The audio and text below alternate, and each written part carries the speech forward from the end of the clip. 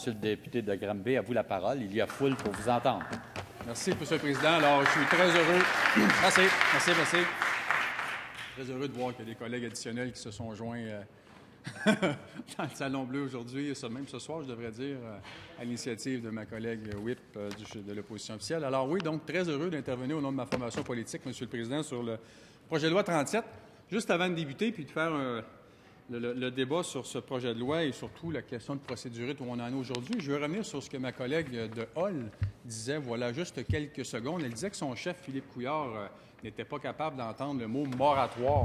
Bien, je dirais à tous les collègues du Parti libéral qui nous écoutent présentement à la télévision que vous avez voté pour une motion avec nous tantôt. Ça n'a pas été unanime parce qu'on n'a pas eu l'acceptation du Parti québécois, mais votre collègue responsable de l'environnement, le député de Laurier-Dorion, a dit oui, au nom du Parti libéral du Québec, à cette motion qui se lit comme suit, que le ministre s'engage à adopter des règles transitoires à court terme et à faire en sorte que durant le moratoire proposé, les études et les besoins de développement de connaissances scientifiques de l'évaluation environnementale se poursuivent et que de nouveaux forages soient autorisés à ces fins strictes.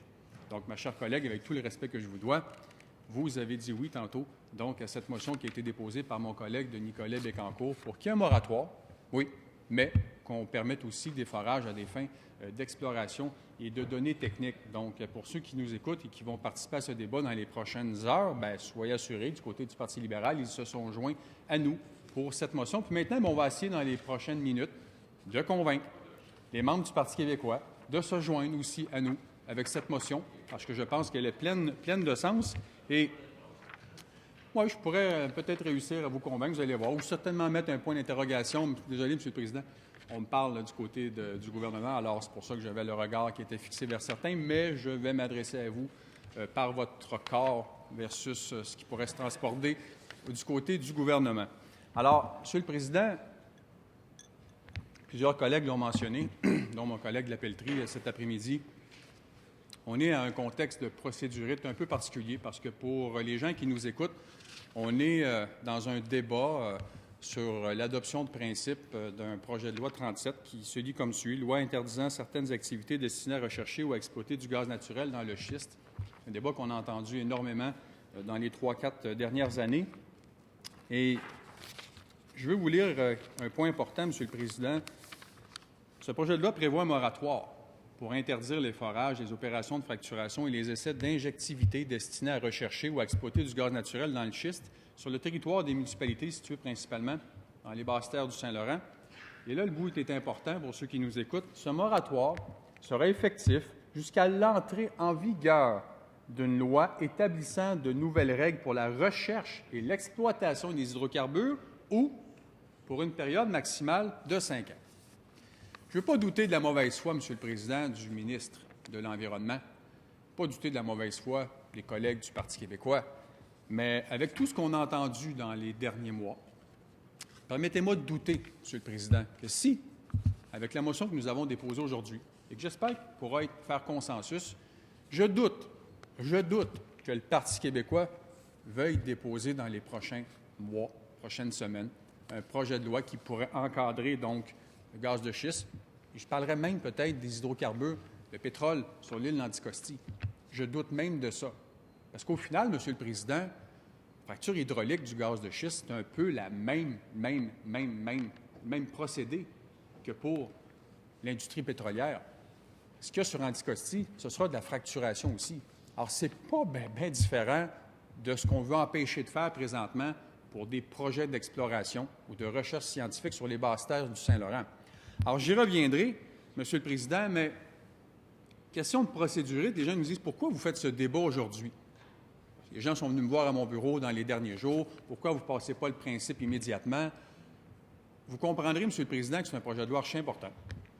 Oui, pour rassurer les gens qui nous écoutent, mais aussi pour ne pas mettre en péril une industrie, dans une certaine mesure, qui a mal fait son boulot, qui a mal vendu le gaz de schiste aux Québécois, mais on ne peut pas leur dire non. On ne peut pas dire que demain matin, avec un moratoire minimal de 5 ans, qu'on ne fera pas de recherche scientifique. On ne peut pas dire à ces entreprises, compagnies, et soit dit en passant, M. le Président, je l'ai mentionné en période des questions ce matin, il y a une poursuite qui nous pend au bout du nez. Là. Vous n'êtes peut-être pas au courant, mais il y a une poursuite qui est datée du 3 octobre 2013 une compagnie incorporée aux États-Unis qui souhaite exploiter le gaz de schiste logé sur le fleuve Saint-Laurent s'en prend au moratoire québécois sur la question et réclame 250 millions de dollars. La compagnie s'appelle Lone Pine Resources. Alors, vous comprendrez que si ce projet de loi était adopté immédiatement comme il est, tous les permis qui ont été octroyés à ces entreprises, où présentement tout est gelé, un collègue le mentionnait tantôt, il y a une étude environnementale stratégique qui ne permet pas qu'on puisse continuer ces travaux qui avaient été entrepris de façon extrêmement maladroite, qu'on comprend bien, de façon extrêmement maladroite de la part de la plupart de ces entreprises qui ont voulu venir s'installer. Je pourrais même dire qu'ils ont essayé de bulldozer l'industrie dans un contexte où l'acceptabilité sociale n'était pas là. Et j'y reviendrai un peu plus tard. Donc, aujourd'hui, on est à l'étape de l'adoption de principes. Pourquoi on est là? Parce que le ministre de l'Environnement, le député Johnson, a décidé, de par lui-même, ou à l'initiative même peut-être du leader, de dire on va les faire, c'est 3 petits points. Parce que le 43, on n'est pas content sur le projet de loi sur les mines que les deux oppositions aient mis à mort le projet de loi 43, le projet de loi sur les mines, qui était le 3e dans les 4 dernières années, si je ne me trompe. Pourquoi? Parce qu'on avait déposé, puis là je parle pour ma formation politique, mais moi comme porte-parole, parce qu'on avait mis sur la table des propositions, puis qu'au final, je pensais vraiment que la ministre responsable des Ressources naturelles aurait eu une certaine volonté de me parler, de parler à mon parti pour trouver une solution. Au final, non. Aucun coup de téléphone du Parti québécois ou de la ministre comme telle pour être capable de trouver un terrain d'entente. Alors, quand on a vu qu'il n'y avait aucune volonté, puis malheureusement, une ministre qui n'a pas la confiance de l'industrie, puis qui a encore moins la confiance aujourd'hui d'un collègue de la deuxième opposition, bien, on a dû malheureusement battre ce projet de loi. Et là, suite à ça, bien, le ministre de l'Environnement s'est dit, nous, il y a hors de question qu'il arrive la même chose. Bien, je leur dirais, mon collègue leader, député de Chauveau, l'a mentionné maintes et maintes fois. Si je ne me trompe, Monsieur le Président, ça fait 7 ans que je suis à l'Assemblée nationale ou à peu près. Je ne me trompe pas en disant que 90 ou 95 % des projets de loi qui sont déposés par le gouvernement, l'opposition ou les oppositions demandent des consultations générales particulières. Et à 95 % du temps, ces consultations vont précéder l'adoption de principes. C'est un principe normal pour entendre les gens, pour que les parlementaires, qui sont, soit dit en passant, la plupart du temps des généralistes, pas des spécialistes spécifiques dans certains dossiers. On se débrouille bien, en tout cas je le pense, humblement. Mais c'est pour ça qu'on fait ces consultations particulières avec des organismes, des spécialistes qui vont venir débattre d'un sujet extrêmement important, parce que c'est du développement économique, les gaz de schiste aussi, Monsieur le Président. C'est du développement économique. Pour les gens qui nous écoutent, le gaz naturel, là, bien, présentement, il ne sort pas de la terre du Québec, il vient de l'ouest du Canada. Et si les gens se questionnent sur la valeur de ce gaz, on en importe combien, mais on en importe pour 2 milliards. 2 milliards annuellement de gaz naturel qui provient de l'ouest. Je vous dis bien humblement, peut-être qu'un jour, on pourrait rêver que 500 millions ou 1 milliard de ce gaz viennent du Québec et que l'argent qu'on dépense dans l'Ouest canadien, mais puisse peut-être rester ici. Mais ça, on est loin de la coupe aux lèvres, mais ce n'est pas impossible, Monsieur le Président. Ce n'est pas impossible. Alors, dans ce contexte, pourquoi le ministre de l'Environnement continue de jouer ce petit jeu complètement enfantin à l'Assemblée nationale, qu'on ne puisse pas commencer ces consultations? Parce que, premièrement, là, on est à débattre, l'opposition officielle et nous, là. On est une soixantaine depuis 3-4 jours déjà à venir expliquer de façon très polie, en tout cas à date pour la plupart, très polie, pour que le cerveau du ministre, là, peut-être du leader, puisse évoluer, changer, puis qu'ils se disent, bien, les consultations, là, si on les avait commencées la semaine passée ou vendredi ou dès mardi, quand on est arrivé à l'Assemblée, ils seraient peut-être terminés. Ils seraient peut-être terminés, puis on serait vraiment à débattre de cette adoption de principe avec des amendements, si possible, pour améliorer ce projet de loi et d'être capable de faire avancer. Mais le problème, Monsieur le Président, c'est que ce gouvernement n'a pas compris. N'a pas compris que le 4 septembre 2012, il est devenu un gouvernement minoritaire. Minoritaire, pas majoritaire. Et qu'au final, il a besoin de s'entendre avec les deux oppositions, même avec les deux collègues de Québec solidaire, les collègues indépendants, députés de Blainville, pour trouver des solutions. Ça, malheureusement, vous l'avez oublié. Vous l'avez oublié dans le projet de loi 43, puis encore une fois dans le projet de loi 37, vous êtes en train de l'échapper, en pensant que dans ce contexte, le gouvernement vous avait donné un mandat majoritaire, ce qui n'est pas le cas. Ce qui n'est pas le cas. Alors, on va débattre, on va essayer de vous faire changer d'idée. Je pense que le leader va peut-être être assez écœuré de nous entendre, ou le ministre de l'Environnement, pour se dire demain matin, OK, on arrête ça, là. On va faire les consultations, mais on va commencer au plus sacrant. Parce qu'au final, on a quoi? Une vingtaine d'organismes à rencontrer? Je n'ai pas la liste complète. On va prendre quoi? 3 jours? La semaine prochaine, c'est terminé. Puis on va commencer vraiment à débattre d'un projet de loi que la population attend. Parce que la plupart des députés ici à l'Assemblée nationale, là, ou tous ceux minimalement qui sont entre Québec et Montréal, d'un côté ou l'autre du fleuve, ont rencontré des gens à leur bureau de comté qui ont des craintes sur l'exploitation, je ne devrais pas dire l'exploration même, des gaz de schiste. Alors, j'ose croire, M. le Président, que plus rapidement, dès demain, le ministre pourra entendre raison et dire finalement, on va arrêter ces enfantillages et de suivre la procédure normale au Salon Bleu. Suivre la procédure normale, qu'on soit capable d'entendre ces organismes, les MRC, les spécialistes, qui vont venir débattre avec nous et de ramener de la confiance dans une industrie qui en a grandement besoin.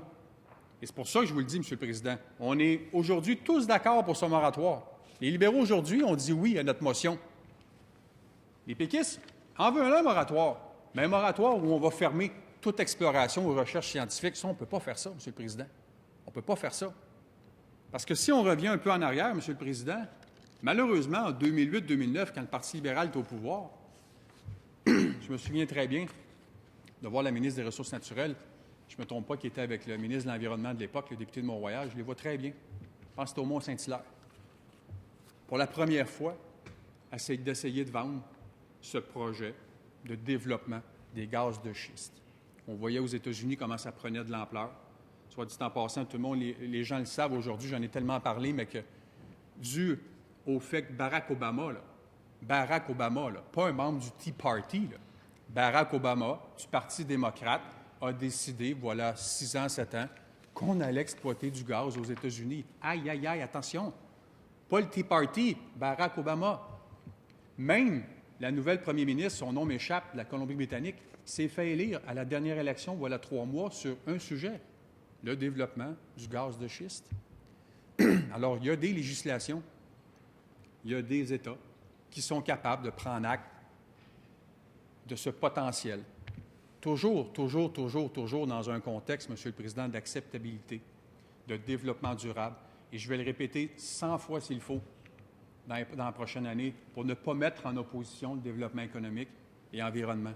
Et trouver un équilibre pour qu'on soit capable de profiter d'une richesse qui est bonne pour les États-Unis, qui est bonne pour le Nouveau-Brunswick avec Corridor Ressources qui l'exploite, qui est bonne pour Kester qui l'exploite en Alberta et qui est bénéfique pour le portefeuille des Québécois. Puis au final, le portefeuille des Québécois, c'est le portefeuille du gouvernement. Cette richesse qu'on est capable de créer, on sera capable peut-être un jour de la répartir pour payer nos acquis sociaux, nos acquis qui coûtent extrêmement cher, parce que l'argent ne tombe pas du ciel. Donc, je reviens en 2008-2009, la ministre et son collègue sont là, et je vois déjà des levées de boucliers. Malheureusement, le Parti libéral ont très mal vendu ce projet de gaz de schiste. L'industrie a essayé en amenant, si je ne me trompe pas, M. Caillé, M. Bouchard, à l'aide. Ils ont crié à l'aide. Ils n'ont pas été capables de vendre des gaz aux citoyens. Parce que l'industrie a bulldozé vraiment les citoyens. On a essayé de les acheter, peu importe comment on a essayé de se faire. On a essayé de s'installer à côté des maisons sans que minimalement le gouvernement prenne acte de ça. Ils se disent, wow, minute, là. On va peut-être définir, avant toute chose, comme d'autres législations, une région X, un projet pilote bien défini, une section où, à l'abri de tout lobby, à l'abri de citoyens qui pourraient être inquiets, à 3, 4, 5 km², peu importe, de dire, là, c'est là, messieurs, dames, les Québécois, qu'on va être capable, dans 2 ans, 3 ans, de définir si on peut exploiter du gaz au Québec. C'est pas ça qui est arrivé. Le Parti libéral a ouvert les valves, Puis tout le monde a voulu s'installer un peu partout, à gauche, à droite, sans encadrement trop précis, sans cadre réglementaire trop précis, où on ne savait pas trop où on pouvait s'en aller, M. le Président. Et c'est là qu'on a dû mettre à mort, ou à peu près, le développement des gaz de schiste, parce que le Parti libéral, suite à ça, s'est dit la seule solution qui nous reste, c'est de demander une évaluation environnementale stratégique. Ça veut dire quoi, ça, grosso modo? Bien, c'était presque un moratoire parce qu'on a dû annuler tout projet de forage ou de recherche parce que les citoyens n'étaient pas contents. Puis c'était normal que les citoyens s'expriment par leurs députés dans chacune des circonscriptions pour dire au gouvernement qu'on arrête ça. Ça ne fonctionne pas. Et cette évaluation environnementale stratégique, M. le Président, va être dévoilée, selon mes sources, à la fin du mois. Il y a peut-être 70 recommandations qui seront dans cette évaluation où on pourrait évaluer nous-mêmes, comme parlementaires, comme tous les Québécois, est-ce que oui ou non, les gens qui auront préparé cette évaluation environnementale pourront nous dire qu'on peut un jour peut-être explorer d'un jour en arrivant de l'exploitation des gaz de schiste. Et dans ce contexte, M. le Président, il est indéniable qu'à l'étape où on est aujourd'hui, je reviens sur la procédurite qui nous amène à débattre aujourd'hui, j'ose croire que le ministre va prendre acte de la situation, qui va accélérer le pas. Là. Il nous reste 3 semaines avant la fin de la session. Accélérer le pas pour se dire on fait les consultations rapidement la semaine prochaine et qu'on est capable d'adopter ce projet de loi au nom des citoyens si ce gouvernement ou le ministre comme tel est ouvert d'esprit, est ouvert à discuter avec les oppositions pour trouver un terrain d'entente. Sinon, M. le Président, on déchire le projet de loi puis il ne se passera absolument rien. Mais j'ose croire que le mot minoritaire commence à germer et à faire du chemin.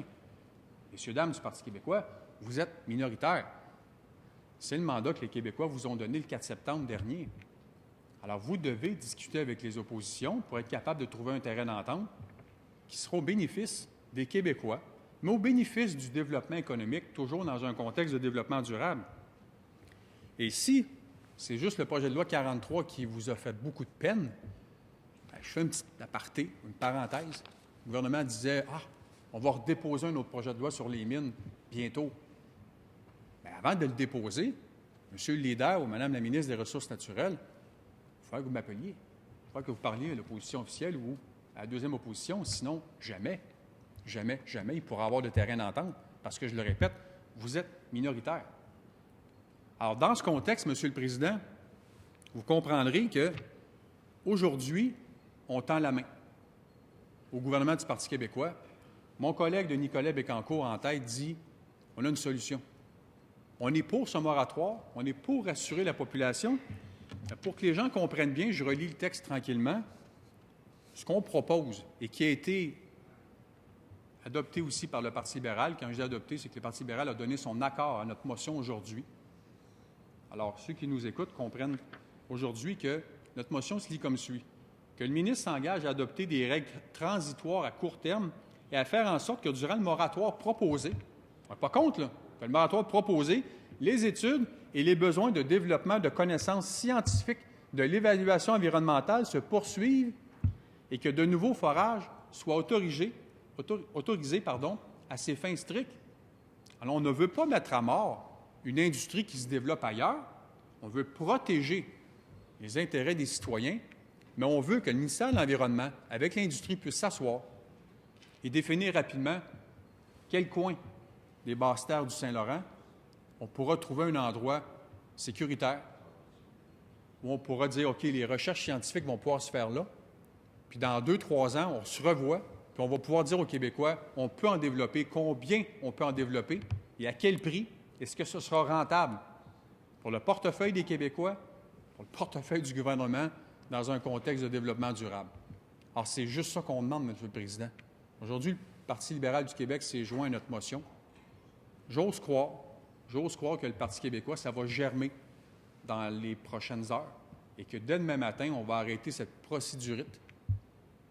On va être capable rapidement d'entendre les organismes, de trouver un terrain d'entente suite à ces consultations particulières et d'adopter un projet de loi que le Québec a bien besoin, mais dans un contexte où on va protéger les intérêts des citoyens, mais permettre possiblement un jour un développement des gaz de schiste au Québec. Et ça, ce sera bénéfique pour l'ensemble des Québécois. Merci, M. le Président. Merci. Merci, Monsieur le député de Granby.